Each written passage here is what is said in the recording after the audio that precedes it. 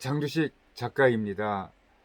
이번 시간에는 그 염재호 칼럼의 의대 열풍과 다양성의 실정의 위험이라는 그 주제로 그 전 고려대 총장의 이야기를 들어보겠습니다. 내용은 이렇습니다.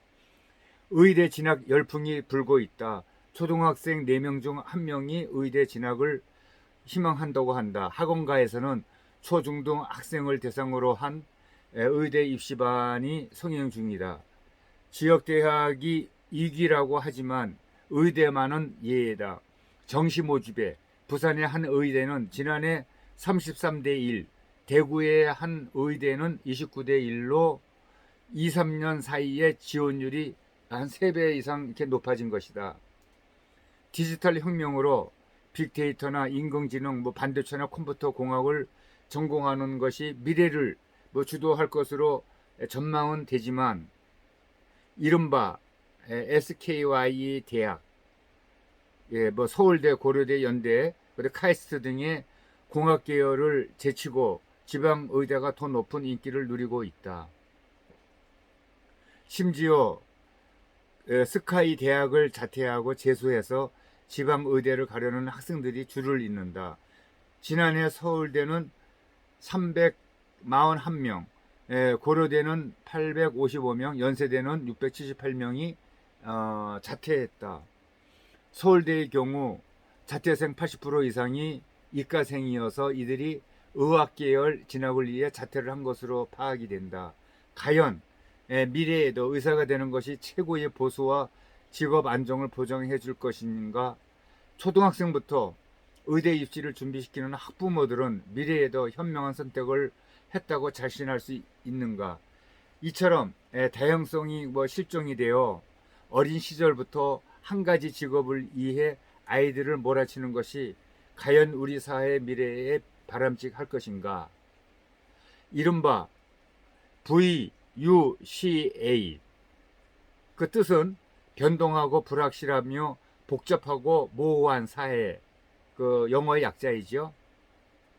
VUCA 시대를 맞아 오늘은 맞지만 내일은 틀 수 있는 일들이 너무 많다. 직업도 또 마찬가지다. 그 IMF 예환 위기 이후 안정된 직업에 대한 열망으로 당시에는 이제 교사나 또 공무원은 선망의 대상이었다.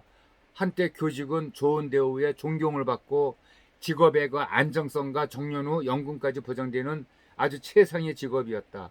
그러던 그 교사직이 학령 인구 감소, 그러니까는 그 초등학교 들어가는 그 학생 수가 아주 그 절벽에 이제 가까워지고 또 그러다 보니까는 그 감소가 되는 거죠. 입학생들이 그 학생과 학부모의 교권 침해, 또 행정 업무가 가중, 교원 초우 하락 등으로 이번에 소위 초등학교 젊은 교사의 자살에서 보듯이 지금은 아주 그 최악의 사태에 이르렀다. 교사 노조가 교사 1만 1377명을 대상으로 최근 조사를 했다. 그 결과 지난 1년간 교사의 87%가 이직이나 사직을 고민했고 68.4%가 교사직에 만족하지 못하는 것으로 나타났다. 최근 5년 사이에 교권 침해로 정신과 치료나 상담을 받은 교사도 26.6%나 된다고 한다. 10대 1을 넘던 교대 경쟁률도 이제는 1대 1을 조금 넘는데 그친다. 공무원도 또 작년 한국행정연구원의 조사에 따르면 재직기간 5년 이하인 대졸 하위직 공무원 65.3%가 이제 이직할 그 의향을 갖고 있다고 한다. 이처럼 인기 있는 직업이 하루아침에 기피 직업이 되는 것이다. 우리나라의 그 의사의 연봉이 그 OECD 중에서 최고의 수준이라고 한다. 게다가 의사 면허는 자격증이기 때문에 정년 없이 일할 수 있는 전문직에 속한다. 따라서 의사가 되기 위한 힘든 수련이 과정을 거치고 나면 평생 전문가로서 대접을 받고 안정적인 삶을 영위할 수 있는 것으로 기대되기에 선호되는 직업일 수가 있다. 하지만 의료의 개념과 의사의 역할이 획기적으로 바뀌게 되면은 오늘 누리는 의사라고 하는 그 직업의 사회적 가치도 아주 빠르게 바뀔 수가 있다. 지금까지는 의사가 되기 위해서 의대에서 엄청난 많은 의학 지식을 애우고 익혀야 했다. 그 인간의 생명을 다루는 직업이기에 그처럼 많은 지식의 습득이 또 필요했고, 그런 전문성을 가진 의사의 진료와 처방을 환자들은 절대적으로 신뢰할 수밖에 없었다. 그러나 많은 의학 지식이 의사의 전문 영역에 머무르지 않고 누구나 접할 수 있는 보편 지식으로 바뀌게 되면은 이야기는 그 많이 달라진다. 미국의 최고의 심장병 전문의 에릭 토플이 쓴 청진기가 사라진 이후를 보면은 의료의 그 미래는 빠르게 바뀐다. 이 책의 영어 원 제목은 이제 환자가 당신을 볼 것이다. 디지털 혁명으로 의료 지식의 독점성이 사라지면서 의사의 절대 권위가 급속히 붕괴하여 의료 민주화가 일어나게 된다는 것이다.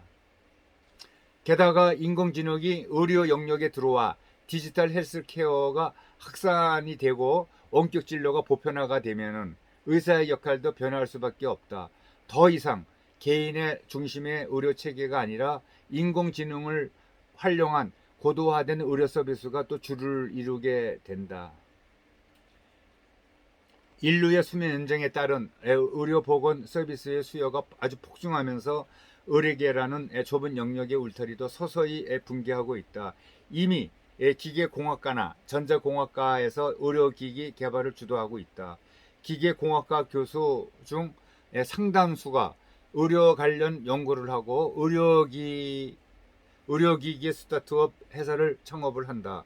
그 지식을 전달하던 교사의 역할이 이제는 디지털 학습과 원격 강의로 급격하게 변하듯 디지털 헬스케어가 확산이 되면은 기업의 역할은 한계에 부딪히게 될 것이다. 미래 사회의 변화 속에서 오늘 인기 있는 직업이 내일 어떻게 변할지 아무도 모른다. 히포크라테스 선서에서 보듯이 의사는 인간의 생명을 구하는 숭고한 성직이다. 의대 열풍이 단순히 직업의 안정성과 경제적 보상만을 추구하기 위해 변하는 그런 현상이라면 미래의 개인도 사회도 불행해질 수밖에 없다. 다양한 실종된 사회의 미래는 암울할 것이 아주 확실하기 때문이다. 네. 의대 열풍과 다양성 실종의 위험, 주제가 맞는 것 같습니다.